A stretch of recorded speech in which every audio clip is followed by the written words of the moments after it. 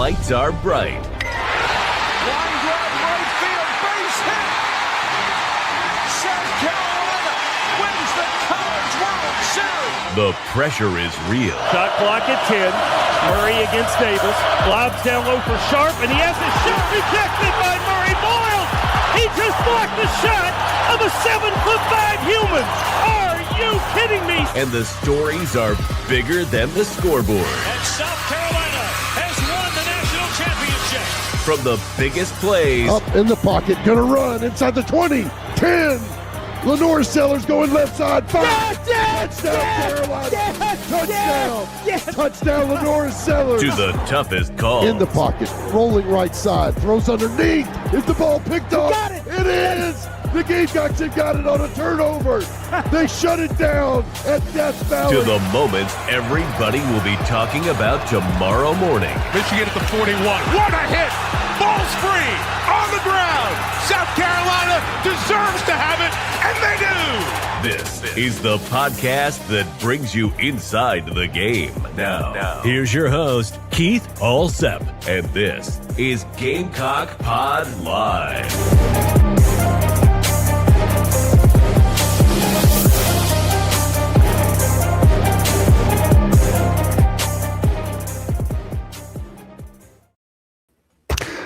All right, everybody, welcome into Gamecock Pod Live for July the 15th.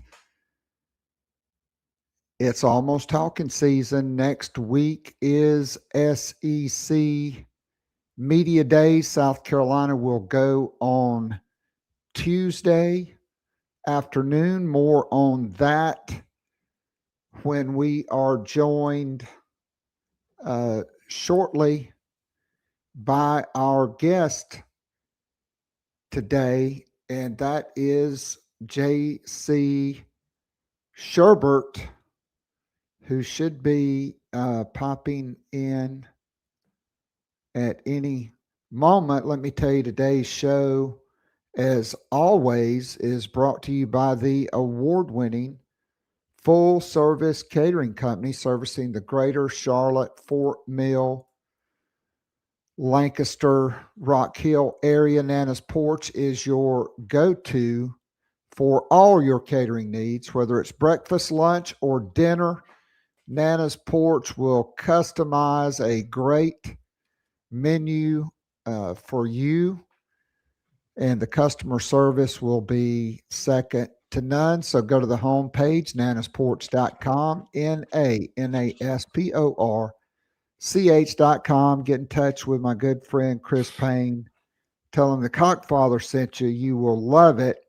I guarantee it. And as you can see, we are joined by the bearded man himself, J.C. Shurburtt, live from the Windy City.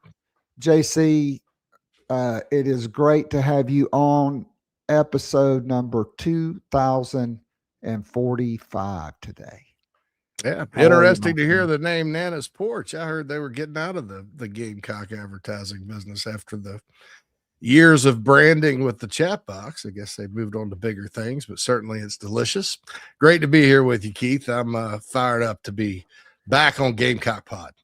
Hey, man, so are we. So is everybody else. So first initial reaction, JC, Shane Beamer has announced the 3 players that will accompany him to SEC Media Days: quarterback Lenore Sellers, wide receiver Nicholas Harbor, and then kind of a little surprise on the third one, Peyton Williams, who, according to Clayton White, has become the leader of that secondary and was named the Joe Morrison Defensive Player of the Spring. Your thoughts on these 3 guys?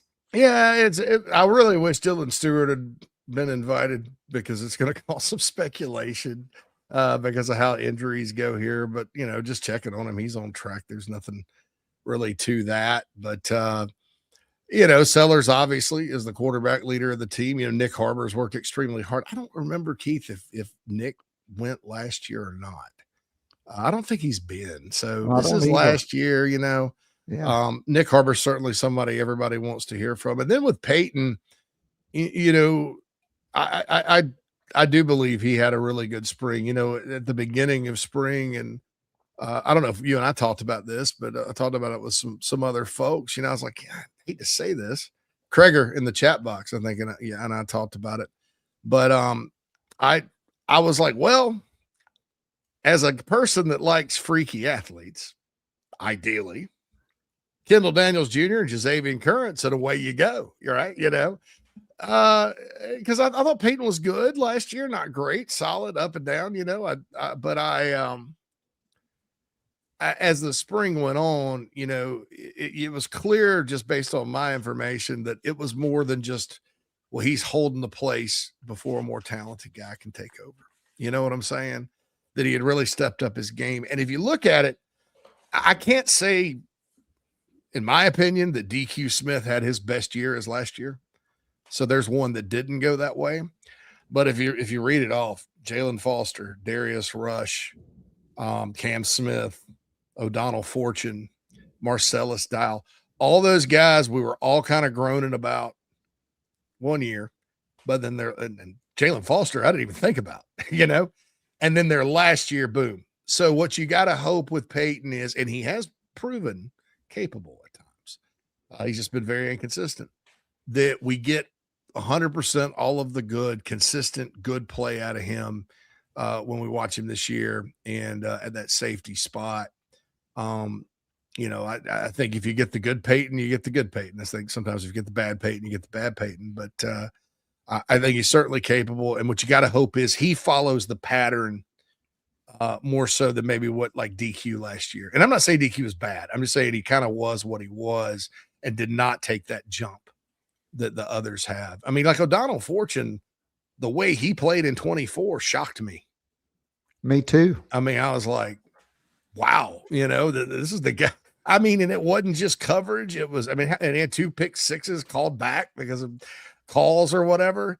I felt bad for him, but I mean, he stepped out of bounds. Yeah, he was very physical, you know, too. And then that was something we hadn't seen out of him. So I think that hope is that you know, as the secondary's gone here, that Peyton Williams has that good year. And I think he's well on his way to being that guy. So, you know, you know, you never know till the pads come on and the game starts. Like, where does he fall? Does he fall in that high end range that we're accustomed to? Does he fall kind of in just the same guy range, which would, I think, open him up to getting beaten out by Kendall Daniels or somebody else?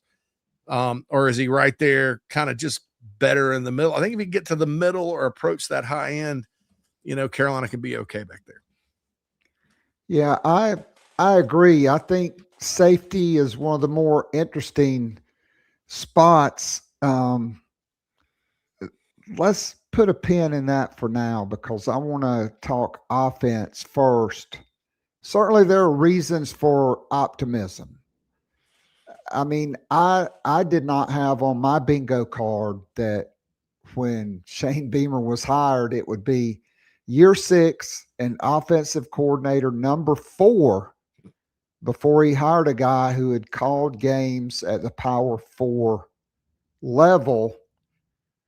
But with Kendall Briles, with Randy Clements, who will have the most experienced offensive line in the country, 35 years of coaching experience, 23 in college, 12 at Stevensville High School with a guy named Art Briles. And then they all went to Houston. And we were at that Liberty Bowl in Memphis with Kevin Cobb and Houston, where I think on the last play of the first half, they went about 80 yards for a touchdown. I couldn't believe it. Was that when they gave it to the fullback play? They hit a wide receiver and he just took off and outran everybody. They had like one on the last play. Gave it to the fullback and he just barreled up the bit. That was an exciting game. That was a good game. Gamecocks ended up winning. That was a really good bowl game too. But yeah, I didn't really have that on my bingo card either. You know, it's really technically the 5th offensive coordinator he's had, if you count Mike Bobo. of course. He never called a game though. He didn't, I guess. Yeah. So you got, if you count him, you got to count Brian Van Gorder, I guess, and some other guys, but and the coordinator lure of Carolina football. But Kendall Browse is a guy I thought that Will Muschamp should have hired when Kendall was at FAU, and you saw what he did to get Lane Kiffin's offense from pretty good spread system at Alabama with overwhelming talent that was certainly an upgrade from what Nick Saban normally did to what you see today. And you see it, the tempo, the run game, Yes. is very, people think that, oh, this is some kind of big Texas spread. It is, but the run game is what's important. And Kendall, unlike Mike Shula, who I think did call plays 20 years ago in the SEC, but he's called plays in the SEC in the last 5 years and did it with success with an Arkansas program that has missed him since he left. When he left, that's when things went downhill for the Pit Boss. I think that this is a guy that, to me, and I know all about Kendall Browse, my good friend Jerry Hamilton is friends with him. And when we did national recruiting together, we used to talk about Kendall Browse. He's a great talent evaluator at Baylor. Good recruiter. Yes. Then he goes out on his own. He's really not had as good of a situation at quarterback, I think, as he will this year with Lenora Sellers. People could argue De'Aaron King was probably better and more, maybe a little more experienced. But De'Aaron King's 5'9", and there's another guy that had his best football under Kendall Browse. But he's kind of bounced from job to job. I don't know that Josh Hoover was the best quarterback for his system, but they certainly put up numbers. And, now he's at South Carolina. And guys like this that are proven make you feel a whole lot better than having to wonder and guess. You know what the scheme's going to be about. You know what he's going to be about.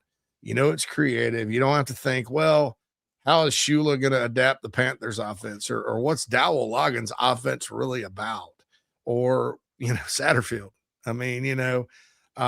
Even Mike Bobo would probably tell you right now, he had some adapting to do, and he has at Georgia with Gunnar Stockton. But, this is a guy, what you're going to get, and has to give you a good feeling knowing he's not only done it at a high level, he's done it in the SEC, and frankly done it with quarterbacks that, Felipe Franks is in that conversation, dude, and he had a great year. So he's been somewhat of a quarterback whisperer in addition to running a heck of an offense. Well, I'm telling you, I would settle for KJ Jefferson's numbers in 2022. 2,648 yards, 24 touchdowns, 5 interceptions, 68% completions, rushed for 640 yards and 9 touchdowns. Yeah. I'll take that. I'll take that. Like I had Clark, that SEC stat cat, I had him on. Yeah. He hated the KJ Jefferson experience. To me, you can't argue with the production. And I think Sellers has a much higher ceiling than KJ Jefferson. So by a mile. I don't think he was ever that good. His best year really was 21. That was Arkansas's best year too, when he had Burks to go downfield to. Well, he's certainly got multiple guys like that. Yeah, and I think Lenoris is a different style of runner than KJ. They're both just big, and then of course, I thought KJ would have a rebound when he went to UCF with Malzahn, but he became Jared Lorenzen 2.0. He so did. I don't know what happened there, but yeah. So the production is like that at South Carolina, then I think a lot of people are going to be happy. So when you look at it in totality, so this is year 6. Shane Beamer replaced half his coaching staff, 3 on offense. JC, the offensive staff on my Sunday morning, I call it just Sunday morning coffee talk with the Cockfather. I'm doing a series called Reasons for Optimism in 2026. Reason number one for me is the offensive staff.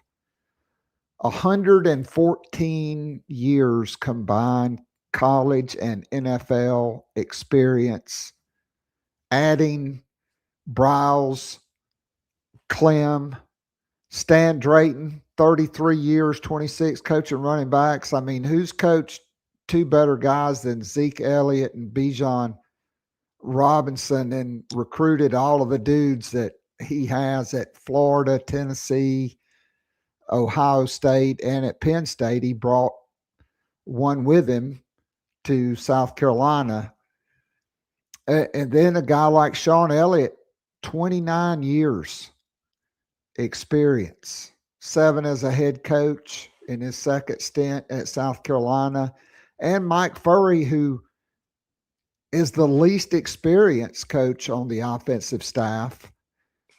And all that dude does is recruit and sign 4-star wide receivers and develop guys. And when Sean Elliott's kind of the weak link on your offensive staff, that's a hell of an offensive staff in my mind. Yeah, I think so, and I think that's important. And it's been such a mess. I mean, you the offensive line coach and coordinator, all are both are to blame. I think the plan in general has just been, I say it all the time, aggressive, creative, and fun. Every part of this program under Shane Beamer is aggressive, creative, and fun. Defensive schemes, aggressive, creative, and fun. Special teams, aggressive, creative, and fun. Culture, aggressive, creative, and fun. Off-season strength program, aggressive, creative, and fun. Offense, calculus, difficult as hell. I mean, swimming, it just made no sense. Now here's I'll defend Beamer. Mind numbing. Yeah, I'll defend Beamer a little bit here. I will. I think that because a lot of people think, Beamer's just married to the pro style offense. And I think to a certain extent, what Shane does is he looks at trends. He visits with NFL franchises. I think he generally thinks, that's pretty cool. But really, the guy just wants very simple things. And I got in trouble because I said, Shula aligned, the pro style aligned with his vision. And I said, all right, what did I say? I said it on the Big Spur 2.0 and I got ripped. Like, not a surprise there that I agree with Beamer's vision for the offense. What I meant by vision, Keith, was it's simple. He wants an offense that'll work with any style quarterback. He wants an offense that is known for like running and throwing. And people go like, duh. Well, that means not Rich Rod's system, not the ground and pound at Wisconsin, not the air raid that Mike Leach ran. Anything else is fair game. And want something that's kind of versatile, right? And so if you look at the pro style offenses of today, the things they were trying to do, that accomplishes that in theory. Where the disconnect has been is how do you get there with college kids? I thought Muschamp's defense was very complicated, and it still is.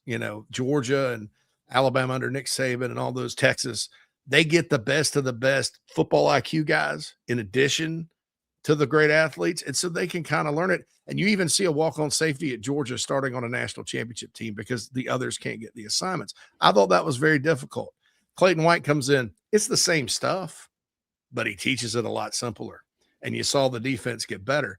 Same theory with the offense. And it's, to Dowell Loggins' credit, he did strip down things like play names and stuff like that when he was teaching it. And operationally, that offense worked a lot better. But it was still, a lot of reads, a lot of mental processing with your quarterback. Lenore Sellers has had 3 years of on-the-job training with NFL offensive coordinators, okay? I don't think anybody can get him more prepared to go to the pro game and struggle, which he's going to do, which everybody does, right? He's going to struggle anyway. Nobody can get him more prepared. He needs production right now. He needs better tape. And Kendall Briles is the opposite. As you mentioned, it's rooted in high school. You coached high school sports, man. You get a new group every year. It's you don't know. It depends on back then in the 90s. I know it's a little different now. It depended on who moved in down the road and who moved out, whose daddy got a job in Odessa, as to who you were going to have. And so you better be adaptable and you better be able to teach it quick. And that's exactly what I think this scheme does and why I'm kind of excited about it. All right. So I do want to ask you, you mentioned the optimism on Dylan Stewart. This team will have 7 5-star guys on it. I include Jacarius Peak because he was a 5-star and the listed in the transfer portal. And up until Jordan Seaton went in the portal, Peak was the number 1 offensive tackle in the portal. With a good year, he could be a first-round pick.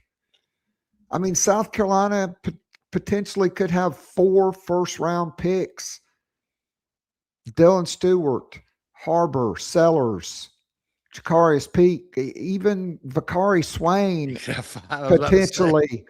I mean, that's crazy to say for a team that was 4-8 last year. But to me, I'm with you. That tells you how bad the plan was, and just the caging and chaining to the pocket of Lenora Sellers. But now I think he's going to be able to finally play free. And JC, I think, and I want you to expound upon this, give us the health update on Jacarius Peak, and then the amount of weapons available to Lenora Sellers at wide receiver, the running backs, Brady Hunt, Mike Tyler, those guys. I think he will have his best supporting cast and skill talent surrounding him that he's had in his time at South Carolina. Yeah, okay. So first of all, on Peak, we got the news that was a bad day when you heard it. Yeah, I was like, oh God, that's because it's going to come back on Shane. And look, if they didn't have an organized pickup basketball game, the guys are going to be playing pickup basketball. I mean, I remember the stories of, when you were at Carolina, did the football players not play pickup basketball at the block? They played intramural basketball. All it was the the time, Roost, bro. The Roost connection. Dude. Yeah. I mean, you're not going to stop this. It can happen anywhere. So, people just get unrealistic about that, but I get it. So it happened. It looked bad. And then almost immediately that afternoon, I got another follow-up. And it's like, well, it doesn't look as bad as it's thought. It's a serious injury, but, it's not the kind that, would put him out for 15 months. And so then, you got another follow-up. Well, he's ahead of schedule. And then you get another follow-up. Well, he says he's going to be back in July, which is optimistic, in my opinion. Here's the thing about Peak and Stewart both. And part of the reason that it's good they're opening with Kent and Townsend. If they're not 100%, they're not playing in those games. They may have practiced all week, gotten reps. They're not playing. They're not going to risk it. If they're 96%, they're not going. They're too valuable. It's your left tackle, potential first rounder, and your franchise edge. Those are high value positions. They're just not going to risk it. Now, is it there a chance both are 100 by the opener? And they do? Yeah. I don't think they'll play very long. I wouldn't play very long. But yeah, kind of like you would with a starter in the last NFL preseason scrimmage. game. Get your feet wet, get out. So that's that. Now, as far as the weapons go, sometimes, and I've said this, this is applicable in life as well. So it's such a bad season with all the men's sports at Carolina. Worse since 98, 99, probably a worse year than that. Woof. And football was just so disappointing last season. Sometimes bad things happen so good things can happen. And so last year, every team on the schedule was better than we thought, except Kentucky. Carolina lost every one of them. A&M had their best year probably ever. Ole Miss, best year since Archie Manning. You look at Vanderbilt. 31-3 at A&M. Should have won it. Well, if they'd have led 31-3, they'd have gone to overtime. It was only 30. I was thinking the other day, it's so windy in that game. How in the hell did they kick 3 field goals and make it? Why were they kept getting field goals in the first half? I had to hear Spurrier's voice, man. Shoot, you got to settle for those field goals. You should have had touchdowns. I'm going to tell you why. Because Shane Beamer didn't see a guy catch a pass and get tackled inbounds, and the clock ran down instead of them calling timeout, and it screwed them out of about 13 seconds. Yeah, right before the half. They'd probably scored. They had them on their heels. Yeah, I forgot about that. I'd already kind of thought they'll blow this, but it's such a bad year. So, but A&M had their best year ever. Vanderbilt, best year ever. They played Missouri and LSU before they knew they were, Missouri had their quarterback and they were ranked. LSU was still in the playoff hunt. Alabama was a playoff team. Oklahoma was 4 games better in a playoff team after 6 and 7 a year ago. Everybody cycled up at the same time. That's going to happen with this new weird scheduling that they do, especially with 9 games. At best, though, and the Clemson loss was inexcusable because they cycled down. They should have won that one.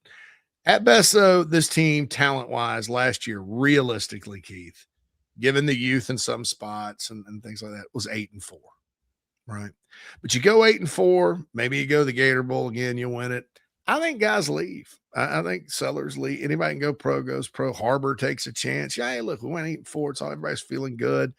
Maybe you're not as aggressive in the portal. Maybe you don't change your staff. Complacency is the enemy of excellence at times. I'm not saying you get complacent, but hey, 8-4 is pretty good around here. And so 4-8 happened. And that sets off alarm bells, and it forces all these changes. It's like the end of 2008 when Spurrier had his worst stretch of football here. What kind of change did that facilitate? A lot.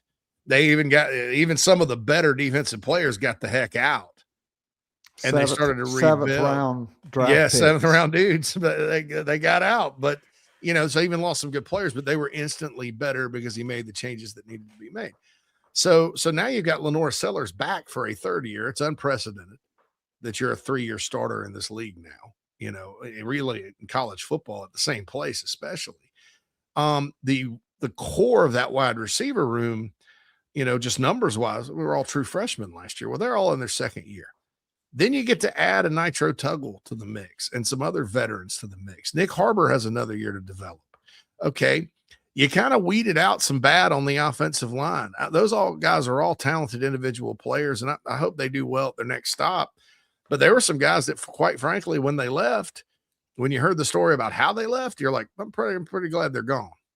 And it's really frustrating. You can have some empathy for some guys if they're not coached right or they don't know what to do, but you don't have any empathy for guys that think they're doing their job and they're clearly not, and blaming everybody else. You can't have any cohesion that way. So I'm glad they're gone too. And then you got rid of so you gutted out some of the stuff that was like the albatross around the program. And then everybody came back.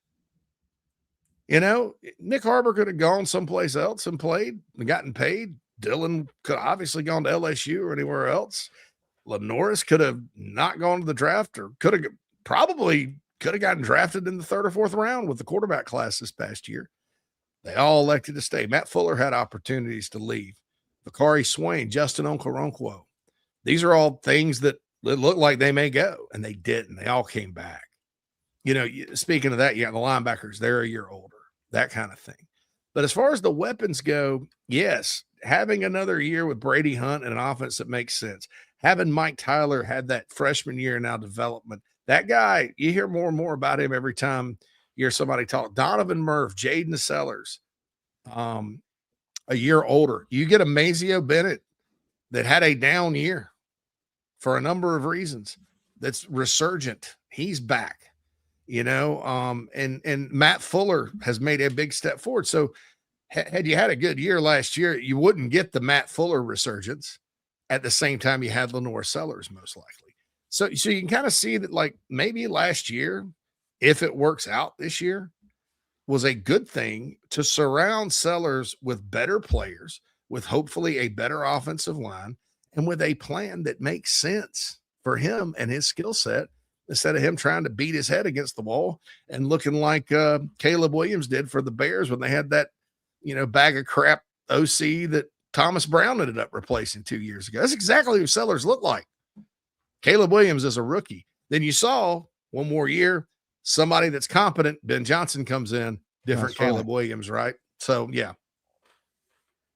So, South Carolina, the 2024 offensive line, it wasn't great, but arguably I think you could say that's the best offensive line of the Beamer era. Is the only year that Case and Henry was healthy. 191 total games and 125 starts. JC, this year you've got 14 new offensive linemen on your roster, 9 transfers, 4 freshmen, including the most interesting man in the world, Neff Jiwa from Ireland, Nigeria, and a JUCO. Okay. But these guys, the transfers and the returners, like Shed Surratt, 48 combined years of experience, 365 games played, 206 games started.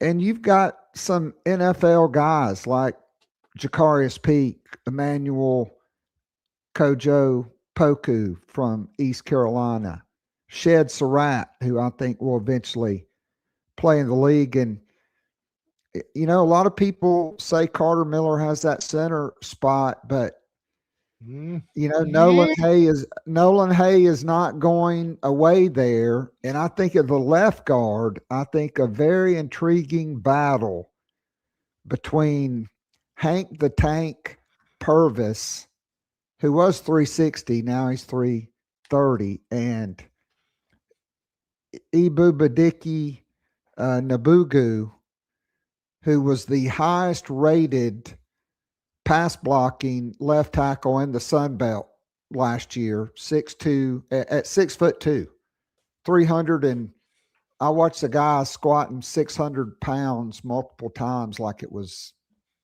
he had a 25-pound weighted vest on him. That's a very experienced group with the grizzled veteran Randy Clements and his sidekick, Jason Smith, who's kind of become the good guy, the buddy guy, and Coach Clem can be the grizzled veteran that coaches you hard. Yeah, they're a heck of a duo out there. Even at camp, Matt Anderson went and saw them and said he was impressed. But Boo Boo, the guy you mentioned, I like him. I thought, he's a nice late pickup. He's got another year too, I think, with the new rules. So he had it anyway. Oh yeah. If not this year, next. I need to go through the linemen because but I could see him starting somewhere. Purvis came out of the spring ahead. You also have Darius Gray. I do think they're just going to see if he's better than everybody else. We'll see another true freshman starter on the O-line for the 4th straight year, which is fine. I think what the problem's been is those guys start the first year and they never get any better. And in some cases, like Josiah Thompson, they got worse. They got worse. Yes. That's no good. That's no good, as my mother-in-law says. It's no good. I don't think we'll continue to see that trend. I don't think so either. But or they will be in what's called the portal quickly. Yes. Not at South Carolina. Yeah, that's it. There you go. But I like that call, Keith, and I think there's still some battling left to do. And I could also see Nolan Hay, if he's not quite the best center, if that is Carter, I could see him factoring in at a guard spot. I agree. Nolan Hay and Damola Ajitahoon, if you're looking at the top 7 right now on the offensive line, first and foremost, if Pete can't go, Surratt's your left tackle, Dane Arnett's your right. Okay. Let's hope that's not going to be the case. By the way, I did hear from a source last night, Peak ahead of schedule, participating in summer workouts, they think he will be 100% before preseason camp. I can't say 100. fall camp. Yes, 100, because in Columbia in August, nothing resembles fall. I started that, remember, on the Big Spur back when we started. I was like, I'm saying preseason. It's kind of like recruiting cycle. Everybody's called it a recruiting year before I started writing cycle. Now everybody uses it. I didn't get paid a dime for it, for all that. John Whittle scolded me one time when I said that. John started doing it. Well, I've countered that now. Because I'm like, well, but you're in camp to prepare for fall. Well, or the season. Like training camp. I mean, the first games, the first week of games, week 0, week 1, it could be 100 degrees in the South. Man. Oh, it could be 100 in October, man. You could. But in the Midwest, it's a little different. But anyway, I get what you're saying. That aligns with the optimism on Peak that I have heard. If though, Surratt's basically your backup left tackle. I'll just say that. So he's at right. Dane Arnett will be at right. So that's kind of your top 6-ish. After that, it's clearly Hay and DeMola and Boo Boo there, and then the rest of them. That when Beamer talks about having developed depth, that's what he's talking about. Seth Smith is kind of in the conversation there as well. I think Marquis Anderson certainly is a guy you always got to keep your eye on, but health has always been a concern there.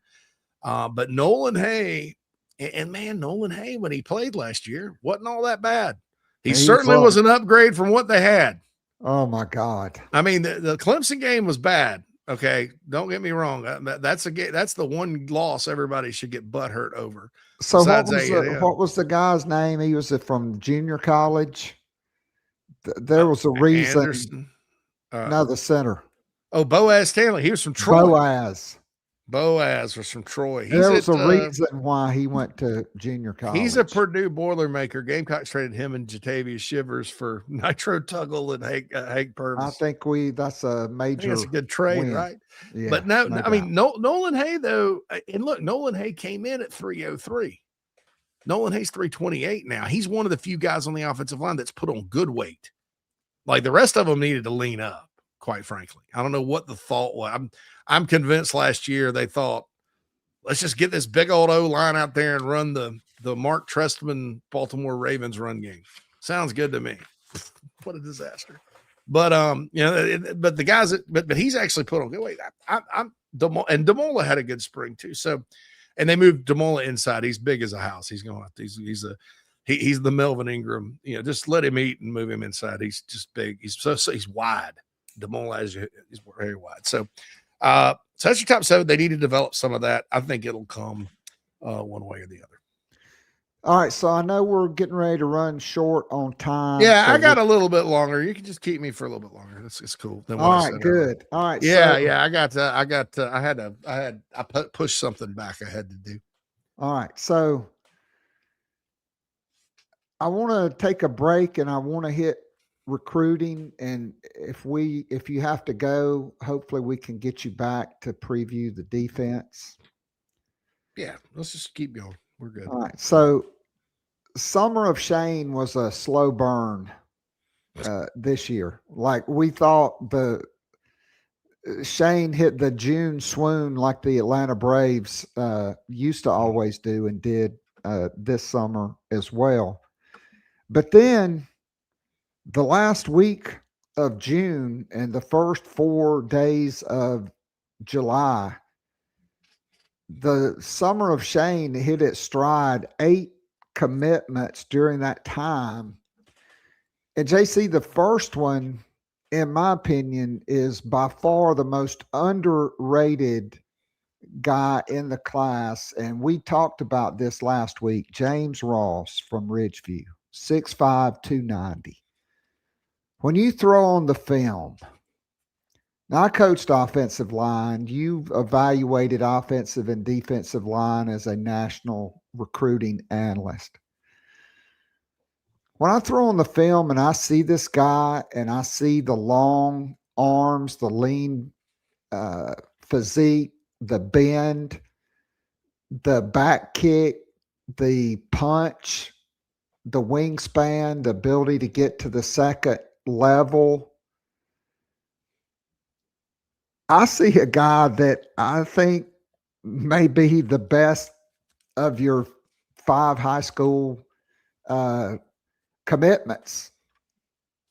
I mean, more upside maybe than Nate Carson, but Nate Carson, I think, is still 16 years old. So I don't know, but those two guys are dudes. I'll tell you this: to me, the top 2 offensive linemen in the 5-man class are both from Columbia. I like Carson's got a little bit higher floor in that he's really played some really good competition. And James has some position flexibility as well. He plays tackle for his high school. The Gamecocks, I think, kind of like him as a center or something like that. But all right, so let me ask: was that before the Carson announcement to not make it like we already got a left tackle? I mean, because I can see both of them could play tackle, guard, center. But this guy looks like you would draw it up. Yeah, and he plays basketball for Ridgeview. Yeah, Ridgeview's pretty good basketball program, I mean, and he's light on his feet. He's long armed. He and Carson both play with a nasty streak. And yeah, maybe he's not a center. Maybe he's not 6'5". Maybe he's 6'3.5", and he is. Who knows? But I wouldn't look at him and project him as a center. I like left guard or right tackle for him. Carson left tackle, and I mean, with this system, maybe left tackle. But I like those two the best, and they both kind of play mean, and really the other 3 do too. That's the common thread with these guys. And if you think back, Beamer talking about the offensive line portal class, they play with an edge. Kendall Browse, give me the 5 baddest dudes that possibly can, and let's go to war. I think after what just happened with all the star-rated guys that really, so sometimes I'm going to play, sometimes I'm not. I'm going to act mean. I'm going to, show my ass on the field, but then I'm going to get killed by the guy in front of me because I just don't try to block him or I don't know what to do. That kind of play that's now somewhere else in the SEC. That became a thing of the past. If they're going to go down, they're going down with tough dudes, and I don't blame them. I think that worked at Baylor. I think that's worked anywhere Kendall Browse has been. I think it'll work at South Carolina much better than whatever they were doing earlier. It's not to say you don't want blue chippers, but you want Nate Carson. You want the guy Maxwell Hiller that committed to Florida. You want those guys, no question. But if once you work your way down the board a little bit, you're trying to project, you want toughness. And Carson and Ross both are tough. So man, give me a Columbia kid that wants to be at South Carolina. It's his dream to play at South Carolina, that plays basketball at Ridgeview, that's tough and will knock you on your butt, that's got all the athletic upside in the world every day of the week and twice on Sunday. I'm definitely with you with Ross. I think he was a bigger commit than people would know. And I'll remind everybody, the Dennis Daly story. Yes. Sean Elliott, just kind of like a thief in the night, goes and places him, finds him, places him at Georgia Military, gets it back. It took Wolf two games, and then he started and it started the rest of his career at South Carolina and got drafted by the Panthers. So that's the last offensive lineman from Ridgeview. So a pretty good deal there. And I was excited about that once I dug into it. No doubt. So those are the only 2 offensive guys, because most of the previous commitments had been offensive guys. And so, along with wide receiver Avion Lewis from Huguenot in Richmond, which is one of the powerhouse programs in that part of the state, 6'2", 200, a 4-star guy, committed to Kentucky, but South Carolina got him back. He kind of reminds me of almost a Jaheim Bell guy when Jaheim played wide receiver. He's thick. And he's advanced, I think, as a route runner as well. All those guys at Huguenot are the young kid that they got too. Jamil Kane. I don't know. I wrote an article about it. People can read about it. Kane is advanced too as a receiver. I like Lewis a lot. I always had. I do think he's better than a Jaden Kelly Murray, who is now going to Colorado, or Amari Patterson, who they dropped. I hate to say that because they're in-state kids, but this guy's better. Was wondering why he went to Kentucky, and I think Carolina was just trying to figure out their board, and he went and jumped to Kentucky, and then started working him. And once he came in, he and his teammates for a 7-on-7, I thought it was on then, and you could see it. And he is a really good player, plus from a place that, you need to keep recruiting, man. North Carolina, Virginia. There's 111 players for North Carolina, Virginia on NFL rosters opening day this past year. The only states that have a higher number of that are Georgia, California, Florida, and Texas. It's a great place to go recruiting. No SEC schools. It's right there. It makes all the sense in the world. So I thought that was big. I agree. All right. So then you got both of them on June 23rd. Then you got now 4-star defensive back Kelvin Millington, who is a freak athlete. I think this is a projection because he's 6'4", 188, 4.5 laser time, 40, 38.5-inch vertical. But JC, 2 years from now, this guy could be 215 or 20 pounds like a Jazavian Currents and Kendall Daniels Jr. I mean, what do you think on him? I think he's probably doesn't have the highest floor, but has a very high ceiling as an athlete. Yeah, type of guy you take. I wouldn't have gone 4 stars on him because I think he's got to play a whole lot more physical to have success. And sometimes that comes and sometimes it doesn't. And sometimes if you're Izzy McQuamu, it never comes, but you have a big game against Georgia and you get drafted. And that's who he reminds me of as a player right now. I'm not saying his path will be the same, but Izzy was like that, big, tall guy, moved around well, looked good in coverage, tested off the charts. Carolina took him, and we'll always have Athens when it comes to Izzy, man. And he's had a really good run at had a good run with the Cowboys. He had no physicality problem once he got there, but he's got to get physical. I do like the upside though. Torian Gray has had a lot of success with guys like this through the years, and I think he was just too much of a big time athlete to pass up. Compared to like some of the guys they backed off of, like a Kennedy Green, who's already a pretty good football player, 4-star guy, but there's nothing like remarkable upside about him. Just a good player. Could end up being an All-American. They may, I'm not saying that they're infallible, but I understand the logic. It's like, well, we got this guy who pretty good right now. Don't know if he can help us or not. There's some issues there. We got this other guy that's, if he hits, he's going to hit big. Kind of like Tristan Lewis. Now that one's just, that blows me away.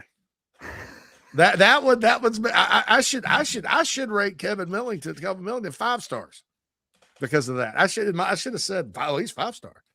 Tristan Lewis. I mean, think about this. They lost to Marion Watkins to A&M. Immediately go to Greenwood and offer this kid, right?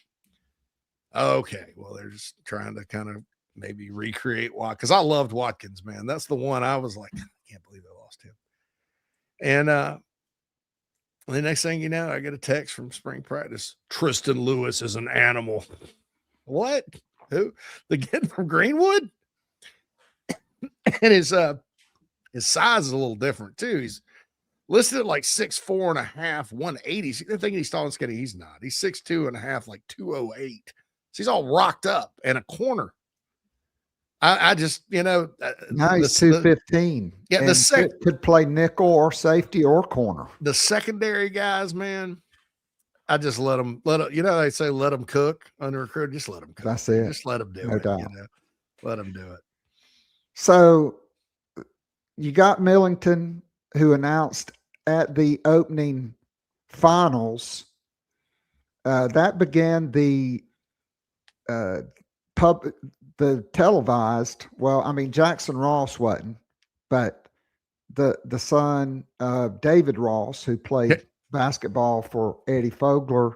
Oh, I remember you and I've had some conversations about David Ross through the years. So I'll say this. I believe and I hope Jackson Ross is a lot better player at South Carolina than his daddy was.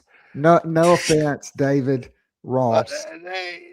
He was sometimes good for some games he would hit 3-pointer. Yeah, you got that. Hey, listen, I'll say this about Jackson Ross. Physical cat, physical together, and athletic. Yes. It's just hard when you're skis a kids. Yes. It's hard to tell. Like Mike Tyler. Yeah, he checked out. He is what he is. It's Jackson does a lot of instinctive stuff. And at linebacker, you want that. And you want a guy that can run, and you want a guy that's a good football player. You can tell he loves playing football. I mean, he's blocking punts with one hand. He's knocking people's, butt off. He's physical. He's a very physical player. I mean, I think this guy will either be just a good player at Carolina, and he tests well too. He runs like a 4-1 shuttle. So he's got the lateral. He's not a slow guy, according to the testing. I think he's either going to be just a very good player at Carolina that we're all like, oh yeah, it's Jackson Ross, or his ceiling could be way up here. We just don't know it because it's a skeezy kid. So I'll say that. I was more impressed than I thought I would be.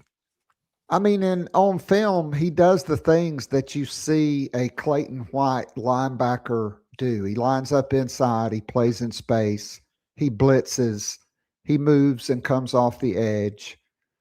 So he has all the traits plus the size, 6'3", 215, 220.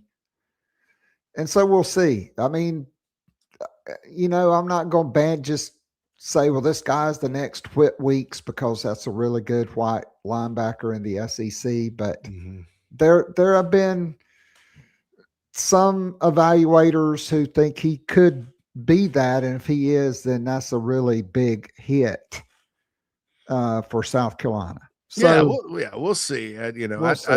I like I said, his ceiling to me is, it just has to check out, Yeah, I mean, time will tell. Because I said the same exact thing you said. Skeeza, it's hard to tell. Even for Boogie and Jordan Birch, you didn't know until they did it. Mm-hmm.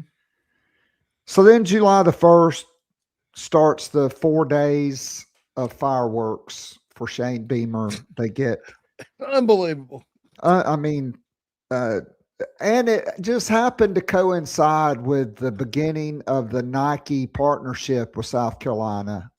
I don't think that was by coincidence. I think it was probably planned, but you'll probably never get anybody to say that. But you get Joshua Dobson, who spent his career at Catawba Ridge in Fort Mill.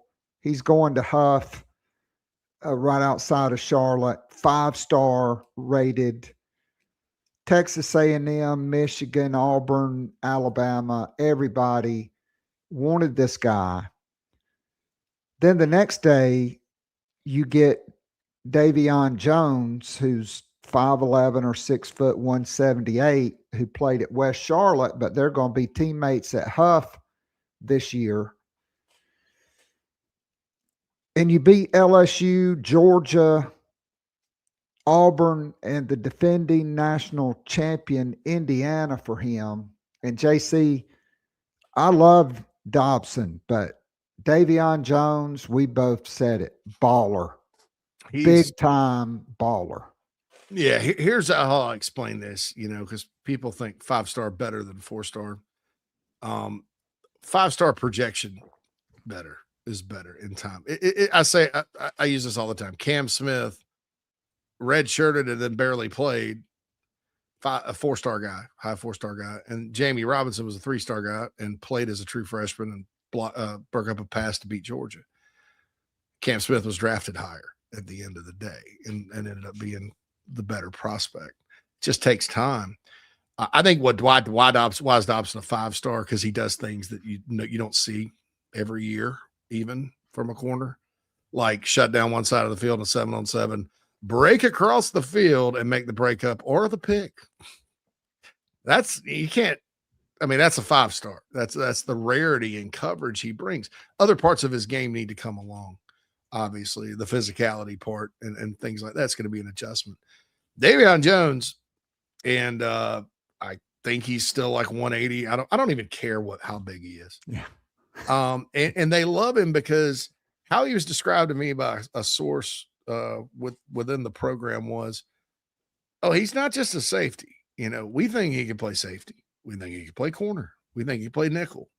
We think he is Vakari Swain athletically, but just not quite there. Like, you're not going to see Davion Jones do the things in punt return or at receiver that Vakari does. Now, you can put the ball in his hands. He'd do some good things. You see that on film. What I love about him is he is very good at dissecting run plays, being instinctive, and it's a beeline. You don't see him messing around. Once he sees the ball, go ball, get ball, doom, and you're done. And if you're bigger than him, he's going to cut your legs out from under you. He's not going to, he ain't going to try. There's none of this shoulder stuff, He's going to make Which I love. He is a fundamentally sound tackler, which you rarely see for high school guys, because they just want to thump like that. Yeah. Yeah. But he tackles, and I know DJ Swearinger, he thumped a bunch of guys, including Andre Ellington, the Clemson game in 2012, and flexed. Yeah. And not a single player from Clemson did a damn thing.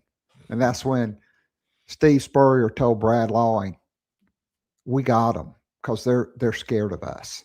Otherwise, there would have been a fight. Mm-hmm. Lawing was wanting to take him out, and Spurrier said, no, just let him be. Just let him be. That was DJ, man. But yeah, DJ, though, at the beginning of his career, though, why DJ did that? Because he could. He knew he was going to knock him down. I saw the shoulder launch one time on Davion's film, but Keith, it was on coverage, and there's nothing else he could do. Right. If he tries to be fundamentally sound, he's not. He's going to maybe the guy's going to run through his arms. So he had to take the kill shot. He got the guy out of bounds, knocked him down. So I love him as a football player, and everybody I've talked to thinks high floor guy, but also the ceiling that he can do whatever he wants. He could be a great player here. Yeah, I love him. I think he's day one somewhere. It's going to be tough he's that good. So we talked about Carson. He went on July the 3rd. Then on July 4th, Jaden Brody, who was a camp evaluation and is the first, I know everybody says edge. I still think it's defensive end. I don't understand. It's kind of like the basketball term, score the ball. Well, what the hell else are you going to score? You just score. You don't score the ball. You don't score if the ball don't go in. But anyway. Good Lord. Brody, measured 6'3", 235. He's from Raleigh, D-line heaven. Just like Archer, the 4-star defensive tackle that Travian got, that maybe he's 6'4", 6'5", 315, 320, and a dude. But Brody, JC, if you go back and look, the only defensive coaching change, Deion Barnes for Sterling Lucas, who left in the middle of the night and is now the assistant defensive tackles coach, basically at LSU, key at JC's Ed Orgeron impersonation. We got Sterling Lucas down there as an excellent recruiter. But JC, if you go back and you look at the guys that Deion Barnes recruited and coached at Penn State, there were a lot of 6'2" and 6'3" guys like this that got bigger, that got to that 255, 260. They were all Big Ten, All-American, and nobody have more defensive ends drafted from 20 to 25 than Penn State. Now, obviously, part of it's because they're Penn State. But Deion Barnes, this is really his kind of guy. Yeah. And you know, like, first and foremost, you know, I looked at the film, and, you know, it doesn't matter really what I think, because defensive line coaches tend to be very intricate with little subtle things and do a better job. But I don't think Carolina looked at the film and saw an offer either, because it didn't come. Then he camps, and it's a whole different conversation. Sometimes guys are like that. And there's probably a number of reasons why the film doesn't jump out. Maybe they put it together wrong. Maybe they're trying to be honest. Never, you know, in a world full of liars, they're trying to be, well, I'm just going to put my bad plays on there too. There were no bad plays. It didn't jump out at you, you know? He kind of looked like a guy, Georgia Tech, Louisville will take a flyer on. Well, he got to camp, and they worked him out privately. And what I was told was it's so beneficial to do that, because then, you know, okay, so they're correcting things in his game. Is he going to listen to you? And then, you know, you teach him that, and he goes and does it, and then it's a whole different story. And it's D-line heaven. Low bust rate, North Carolina, South Carolina defensive lineman. Give me as many of those as possible. And so when I'm talking about him, because he and Anthony Addison probably have kind of the same build. Anthony maybe a half inch shorter coming out of high school. Anthony would be the higher floor guy, right? That has some physical things and adaptive things. He's already a great player. Brody would be like the higher ceiling guy, very long armed and things like that. So, and all of a sudden he moved up to 4 stars in the recruiting industry. I didn't have anything to do with that. I don't give rankings feedback anymore, but that's another blue chipper. And it also makes the 4s align with 4 for 4, 4 and 4 days on the 4th, 4 stars in 4 days on the 4th. So that's right. So that worked. And one of them was a 5-star, and one was a 5. So I think, I think, you know, guys like that take as many as, you know, from the Carolinas as you want to give. And I'll be curious to see who else they end up with in this class at edge when all is said and done. Because I don't think they're done there, and I don't think they're done at tackle just yet. I agree. I think you just got to win. I Yes. think to flip because of the negative recruiting. I do think there are guys that were on South Carolina's board that are now committed elsewhere. If South Carolina wins, they will come. Yeah, I mean, like, look at Florida a couple of years ago. Once Napier was safe, I mean, how many guys they flipped? 13. That's because they all wanted to go to Florida to begin with. And that was it. Krager in the chat box asked, flipped Jaden Bryant. That's not happening. They're not going to mess with him. And I'll say this for your audience. That was Jaden. really weird. You know, I'll say this about Jaden Bryant. Here's why you don't make a Mario Cristobal, take it to the casino and put your entire life savings on red and spin the wheel type of investment. And that's what Mario Cristobal does. So he's 6'3", 260. Okay. And he's got millions of dollars. Right. And he's good. What's the incentive? He's good. He's a good player, great. like for a high school defensive end. So here's the choice. He's either a 260-pound edge or end, and he's got to keep himself in immaculate shape and get a whole lot quicker to do that at a very high level. It's easy to get caught up in the freakiness at the high school level, but major college, when you're going against dudes, you got to keep yourself in immaculate shape. Maybe you are 260 and can do it. I don't know. Or you got to let him, he's got to slide inside. Well, that should be easy, JC, because if he can't keep the weight off, he'll just slide inside. Is he going to embrace it? Because that's a different game inside. Yes, Travian Robertson about that. He had to slide inside. Some guys can't slide inside. They don't want any. And a guy like that with a Ferrari, I mean, that thinks, no, so that's why he's not, you're not going to make that kind of investment in a guy like that. And Miami's stupid for doing it. I'll say it right now. Now, the gamble could pay off, but it's an awfully big gamble when you're talking about handing a kid that kind of money out of high school that has two paths to take, right? Two paths for him to be anything great like you're paying for. And I'm not saying he won't do it. I hope he does. This is not about the kid. I'm saying the situation and who he is as a player makes me agree. Don't do it. That's not to mention he just went to the highest bidder and did whatever. I think he's a special talent, but sometimes special talents, because of their physical makeup, you have to figure out what to do with them, and then they have to commit and embrace that. And I think everyone should have serious questions as to whether or not he would. Yeah, I mean, to me, Frederick Ards is the guy there. Nate Kamba, a Charlotte guy, D tackle who went to Auburn. Ards from Orlando Jones that went to A&M. Then Trey Segura, who picked LSU. I mean, because we all know Lane Kiffin, how he negative recruits. I mean, he told Alshon Jeffrey, man, if you go to South Carolina, you'll just be pumping gas for the rest of your life. Oh, man. Well, I mean, look, somebody's got to go at the top of the hot seat list, and there's nobody else in the SEC you can put.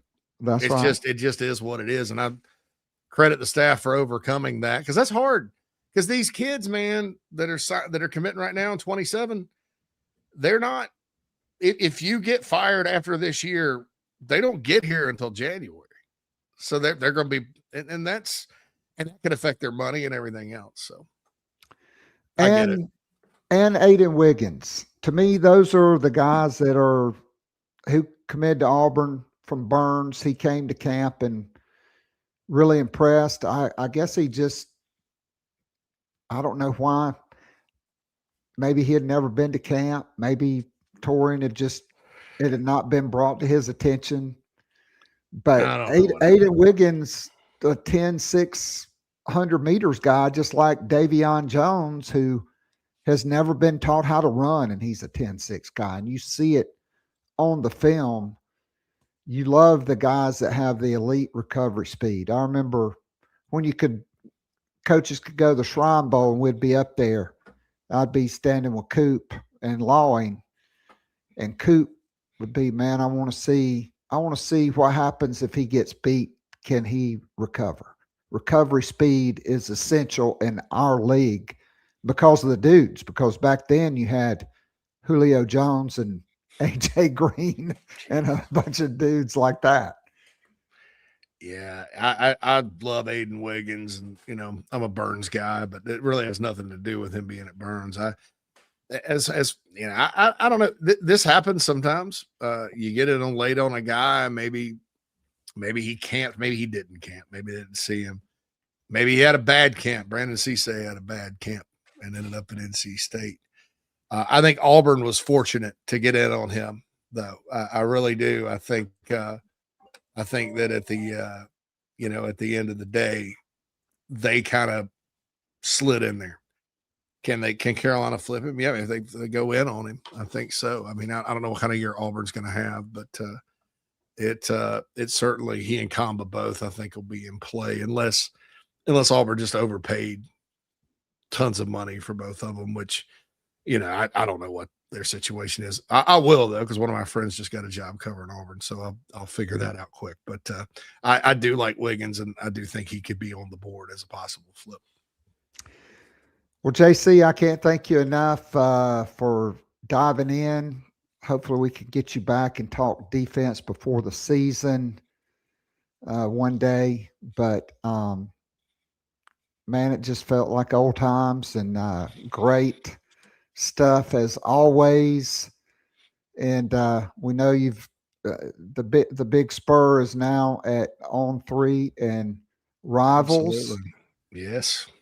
And you get a big combo subscription with us and Gamecock Central. So you get me and Wes and Chris and Jamie Bradford's the BigSpur.com 3.0. It's different than the other one. We also launched if you like high school sports in South Carolina, 4quarterfriday.com, also on Rivals. Man, all you have to do for Fourth Quarter Friday is the intro, you're hooked after that. It's a pretty good intro. It's pretty solid intro. That's understating. Yeah, Understating. Good. Without a doubt. And ITG will be back Monday with the show and the morning show and all coffee and all that good stuff. We're on a break right now, but I enjoy this. It's kind of a podcast conversational format, and I like this sometimes better than the live stuff. It just, you can get more in depth and stuff. So I appreciate you having me on. Man, my pleasure. Be well, and all the best to Nat and the kids and her mom, and enjoy Chicago now. It's the best time of year to be there. Yeah, we got about 60 more days of this, and then it's over again. All right, see you guys later. All right, JC, thanks. All right, that was the one, the only, the incredible JC Shurburtt. All right, so that is going to be a wrap for me on today's show. We'll be back later this week on Gamecock Pod Daily. We've kind of been spacing out as well. The shows next week, though, SEC Media Days, we'll be on it. We'll be back here live on YouTube, X, and Instagram the first hour. Anyway, I got to figure out how to extend that. But special thanks to JC, my dude, for absolutely killing it on the show. Craig, appreciate all your comments in the chat box. Great to have you in today. And it's about to get real.